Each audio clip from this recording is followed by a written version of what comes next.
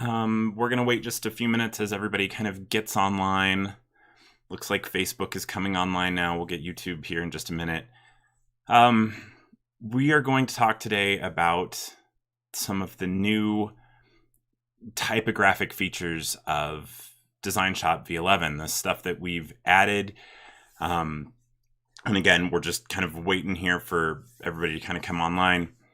But we've added some great new features to what we can do with lettering and fonts and all kinds of really good pieces for DesignShop v11. And I wanted to look at a little bit of that today. And since I am such a type nerd and I love typography and I love letter forms, they let me have this topic. So I'm pretty excited about it. Mike and Scott are not joining me today, at least on video. They may hop in and do some chat, whatnot.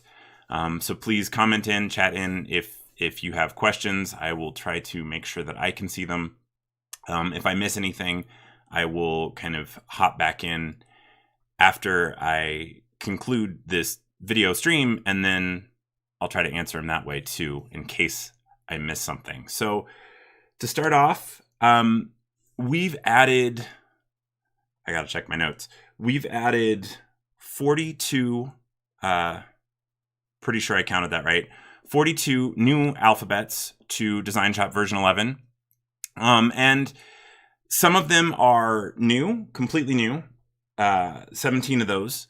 And then 25 of them are revised. So on the left side of the screen, we have all the ones that are totally new to DesignShop. And then the ones on the right are ones that have been expanded, improved.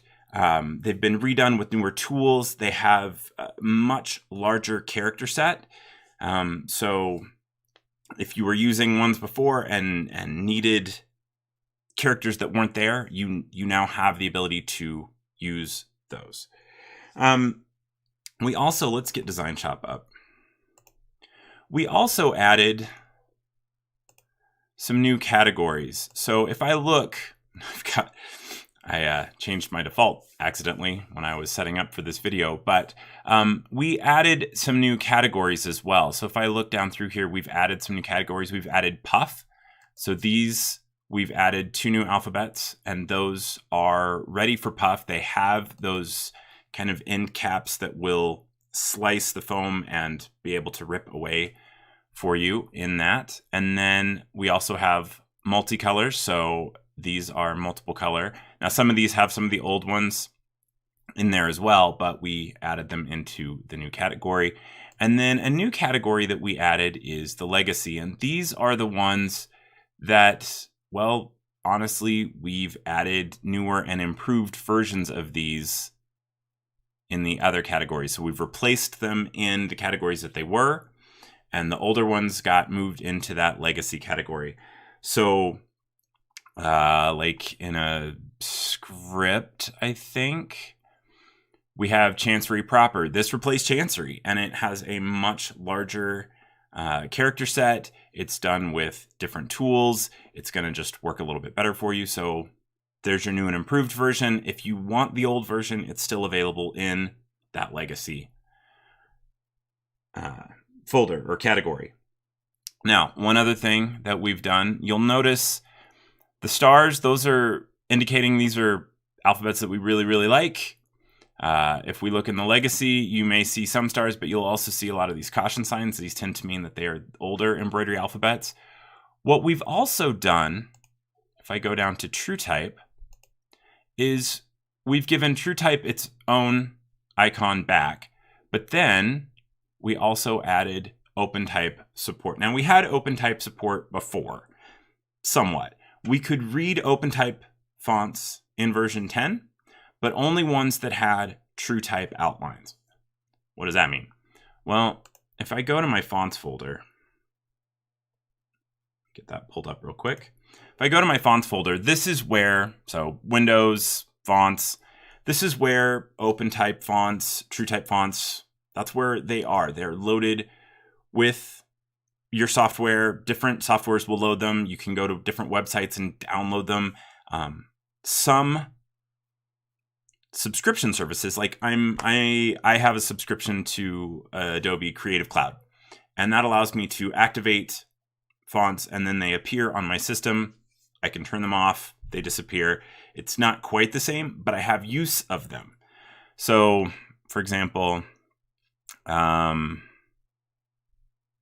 I can't come up with a good example. Let's see. So this is a TrueType font, even says TrueType, and it has TrueType outlines. So that was one that we could read in 10. One that we could not read in 10 was Bickham. Whoa, I need a new mouse. It just scrolled automatically. Bickham is an OpenType layout. That's cool. We could do that before, but only if it had TrueType outlines. And this one had PostScript outlines. So that was one that we could not do before, but we can now. So we've added the ability to read these. The other thing is OpenType fonts have this really excellent tool that the typographers use where they can put in multiple versions of the same letter. So they can have all kinds of swashes, things that connect them. If you have two F's together, they can have that crossbar go across both of them. So it can create a ligature. And those are available in OpenType, and we now have access to those in DesignShop as well. So we've really expanded our OpenType support with that. So let's go in and look at what that can kind of mean for you. So here, let me get back in here. There we go. So here we have that Bickham script. And again, this is not something that's loaded with DesignShop. This is something that is on my computer. I can see it in my word processor. I can see it in my illustration programs. That's, hi guys. That's where I can see those. Let's do something like burgundy. So I type B, I type U, I type R. Notice how the R has that kind of swoosh that comes up. If I zoom in here, that might be a little bit better, huh? Now this is highlighting something I want you guys to be aware of. See how this is very, very thin? We're dealing with TrueType and OpenType, which were never meant to be embroidery, so we may need to make some adjustments in order for them to sew. Now this is way too thin to sew. We're filtering out stitches. That's never going to work. But we can at least get the shapes on screen and then deal with that in a minute. But notice how the R is kind of swooping up and looking very decorative and lovely. OpenType has the ability, if, this is the tricky bit, if the typographer put it into the file, we have the ability to use contextual alternates and contextual ligatures. So if this letter is next to this one, swap these out. I want to do something different. It's kind of up to the typographer. OpenType may have that. It may not. It may have alternates. It may not. So it kind of depends on the files. But this one, this Bickham, does. So as I type, I have the B, the U, the R. If I type a G, it will change. It just changed that U, the G as well. There it has a nice swoopy D. If I type the Y, it changed the D so that it connects. And I hit enter and I'm done. Now these will only show up as you're typing if you're typing it on screen. If you're doing it in the lettering box, you're not going to see it. It will still take effect. You're just not going to see it. All right. So let's make this big enough to actually sew well. So I'm going to make this a little bit bigger. And then I am going to measure in here. This is still too small to sew. Yeah, it's really too small to sew. So yeah, that's 6 points. Let's go ahead and add 3 points to all that. And that will actually be thick enough to sew. And that will work well for me. Okay. So there we go with an OpenType and those contextual alternates.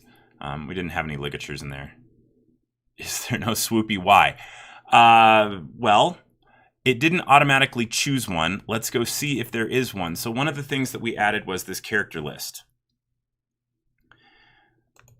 So if I click on character list, I get to see all of those characters, which is handy if you can't type on the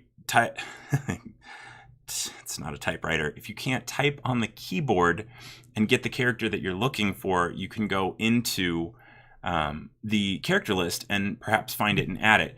So if I look at the Y, right, here's the Y. If I see this little triangle, it's just like these guys. If there's a triangle, there's something underneath of it. So I can click on it. And yes, there are swoopy Ys. So let's go change that out. So I'm going to highlight this Y real quick. And I'm going to click on this Y. And let's find a swoopy Y that we like. I like this one. I'm going to double click. I'm going to hit apply. And it did change. Now it also changed that D. So because it's not next to the one that it was expecting, it changed that contextual. I'm going to change that back. So I'm just going to select that D. So when you start messing with some of these, you may need to go in and change that. That's just part of it. I'm going to hit apply. Now we got that back.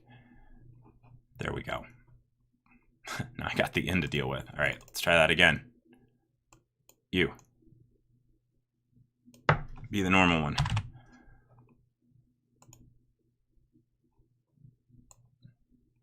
Typing. Yeah, so I need to swap that out with the specific ones I want. So I wanted the normal N. Thought I could get away with just typing, not so much. There we go. And then if we wanted the swoopy B, we could do that too. Say we want like a crazier B, we could go completely crazy on the start and get a really crazy B in there as well.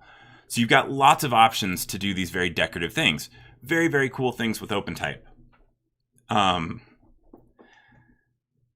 Now, still, it's OpenType. Was it meant to be embroidery? No. Am I going to go double check and look at things? Yeah, you betcha, before I just start sewing with them. But OpenType, with all of these alternates, all these contextual good bits, great. So this one was changing automatically. Not all of them will do that. I have one in here. Let's just start a new one so I don't go completely crazy. Let's change this to this one. And this one I don't think will change as we do this. No, it didn't change at all. This one doesn't have all those contextual bits to it, but it's also too small to sew. But it does have kind of swoopy bits and alternate bits in there as well. I just need to go into the character list and find some of them. So it doesn't have them for the capitals, but it does have them for the lowercase. I could go swap some of those out if I wanted to. Other things to be aware of. In this character list, if it's too decorative and I can't see what I'm doing, I can swap it over to plain text. Now, that does not mean that the previews will be in plain text. They'll still show up a little bit bigger and show me all the swoops and craziness that it can be. Other things, sometimes, and let's scroll down and see if I can find some good examples. We've got lots of other things that may not be part of that little drop down. It may be assigned to something else. If I go into plain text,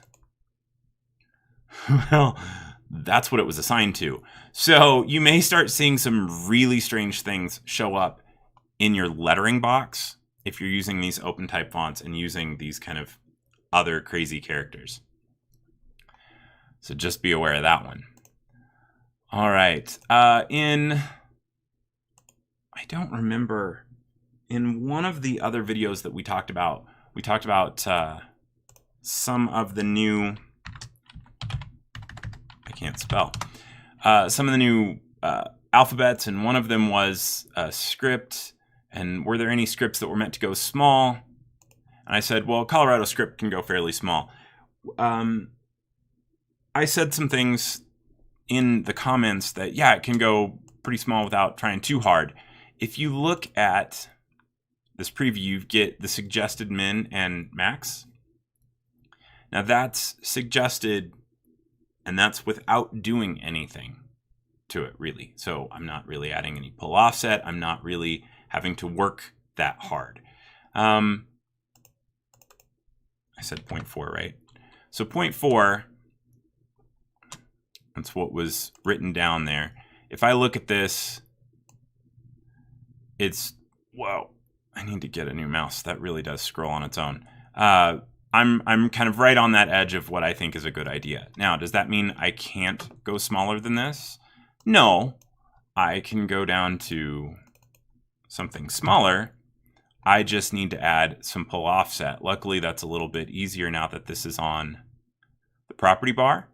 It's a little bit faster for me. I can go down below that, so that min and max, it is in there. If what I said in previous videos doesn't match what those numbers say, you may need to add a little bit of pull offset to make some of those things work. We talked about, I gotta go back to my notes. We talked about the added characters. We talked about PostScript outlines, which is, it's something a lot of, you don't see it, right? It's in the install file, you don't know, and it used to be you download a font and you go to use it in V10 and it just didn't show up. It had PostScript outlines, and that's not the case anymore. So I'm ridiculously excited about that one. Talked about contextual stuff. Let's look at a couple of the new monograms as well. So we've added some monograms. We've redone a bunch of the old ones. We've added some new ones. Some of them, like this one's really only meant to be a single letter. It looks, you can space them out and spell them out, but it's really meant to be kind of a single letter. But let's go down to one of my favorites, which is seal. Now this is one we had before. It was 3-letter seal. This is just seal monogram. Same thing. It's just been redone. It's been expanded, meaning it has a whole lot more characters in them. And if I look at the character list, you can go to the left character, so you can get a preview of what the left looks like. You can see what the right looks like. You can see what the center looks like. But it used to be you had to know if, let's see if I can make this work. There we go. So if you pulled up the preview of it, you would see the characters that you needed to type in to get those borders to appear. But now, somebody is really wanting to get a hold of me. But now that's not necessary. It will show up, but it's not necessary.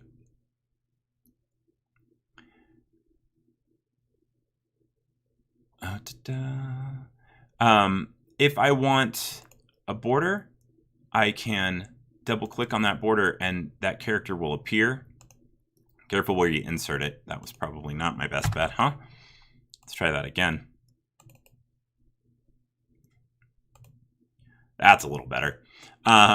So yeah, it will insert that character. You don't have to know it. You can get a preview of it. You can see what it looks like. And then you can also see what's for 2-letter and what's for a single letter. So they're divided out that way. So if you expand that character list, you also get the symbols, the decorations, the whatever.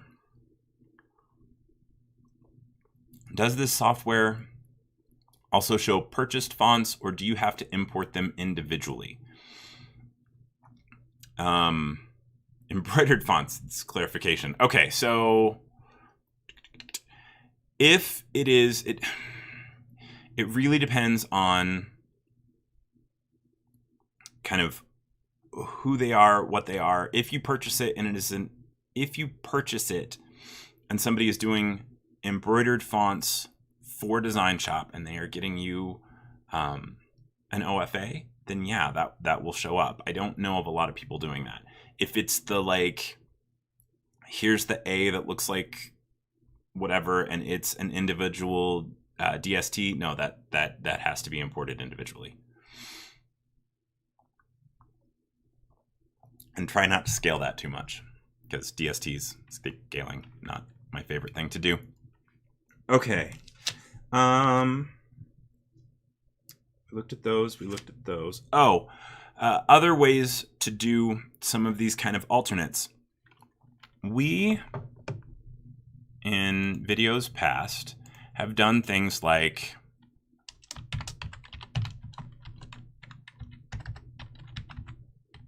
I cannot spell today. Things like this.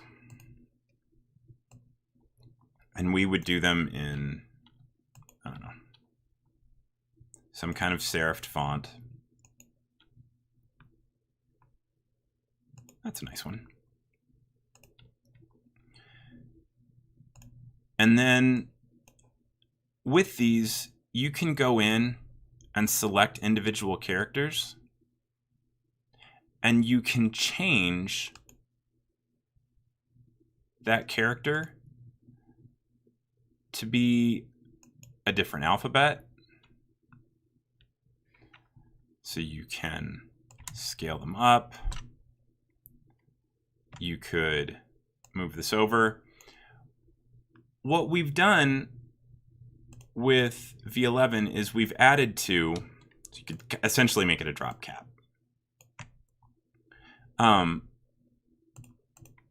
We've also seen with OpenType that you can use alternates with OpenType.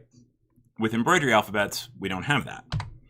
What we've added with v11 is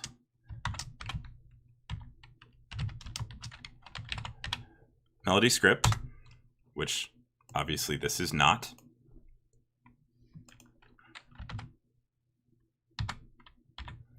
Melody Script looks like this. We've added a second one, which looks like this. Not great for just typing, because all of them have flourishes, but what you can do is select the individual character by clicking on that handle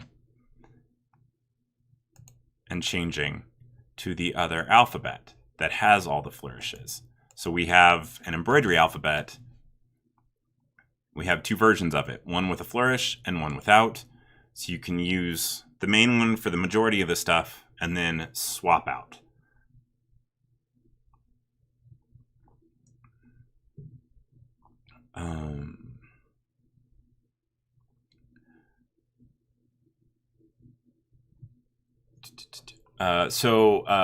The BX format, not something that we currently read. And is there a way to migrate fonts from other digitizing softwares to ours? And no, we don't really play well with them. They don't really play well with us. So no, we don't share the embroidery font format that way. A lot of them have very similar looking alphabets, so a lot of times you can find one that's very, very close, or you can find a true type or an open type that is very, very close to swap out if you need that exact thing and get the stitches. That the true type or the open type is probably the easiest way to go about that. And there are great places to kind of look for those things, great websites. They all have left me at the moment. Identifont, I think, is one. What the Font is another. And like something like What Font Is or something. It's really close to that. Are great for font identification. And they'll, if you only have a few characters, they'll say, you know, how does the crossbar look on this character? Or so you can really narrow it down and then get stuff by similar looks. So great ways to kind of find things that you don't have right on hand. But those are kind of the new typographic things that we've added for DesignShop 11. I was trying to pay attention to comments as fast as I could. Let me scroll back through. I think I've got everything, at least everything that's coming through here. If you think of more, please let us know. If you want to see, obviously this is being recorded and will be available again later. There are also videos on the YouTube channel and on the Melco University Media tab. Can this be a sign? Can this, I need help with this one. Can this be assigned to cut also? Can I save these out as cut lines for a cutter maybe? Okay, that works. Okay, so yeah, if you're yes. So the question is, can I send this to my cutter via SVG? And I'm going to say yes, and then I'm going to get myself in a whole lot of trouble. Yes, if you have the level of software that supports it. And the easiest way for me to do this is to go File, Save As, SVG. It's the easiest way for me to do it.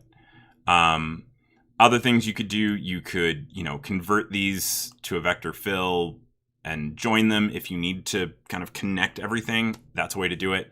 I would use change element type to do it and change it to a vector fill. But save as is really, really, really fast. Now, if that has all the little, let me change these colors.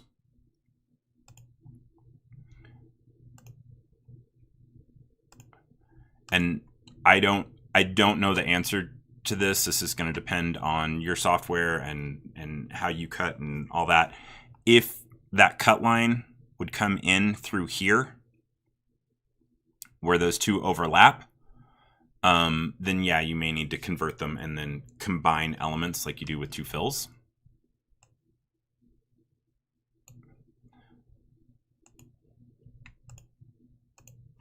This is one of my favorite tools anyway, so close, select, duplicate. So if you have two fills, be they vector, be they complex, you have the option to combine them, which will remove where they overlap and just kind of make them all one. So if that needs to happen, it's a great way to do it.